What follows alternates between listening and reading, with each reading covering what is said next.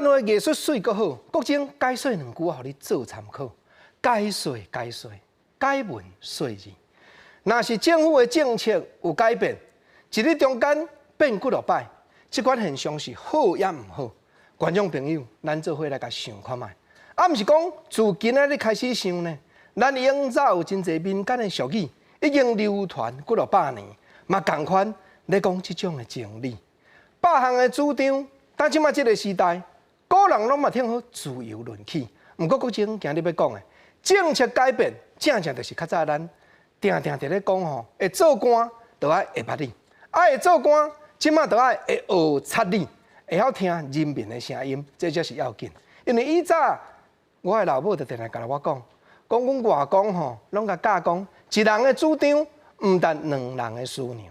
当时代进展来到遮，所有无论搁较悬，连总统嘛是咱一票一票当出来。你讲倒一个人单独有外交，永早戏文内底咧做，讲倒一个皇帝真正有才调，办甲官清如水，民如镜，逐个百姓人人都过了安和乐利。毋过时代进展来到遮，是爱正人的思量，大家互相意见相打合，搁较要紧的。你讲看有影无？啊，毋则嘛另外一句话，这是过去戏文内底常常咧讲的，讲叫做我治不如将治。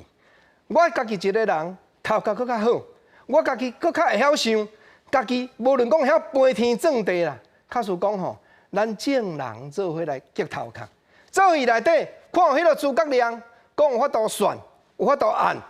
但是诸葛亮敢有才调按甲讲，魏延无对前门入来，对后壁门踢倒伊的七星钉。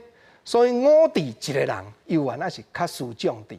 总是政策若咧改变，拢是因为人民打出来咧牙，拢是因为人民大家大声咧喊话甲主张。一人主张若毋但两人思量，你做官的人就爱学捌理，就爱听人民的声音。啊，人民毋是食饱盈盈，毋是讲吼我想到就牙，毋是呢。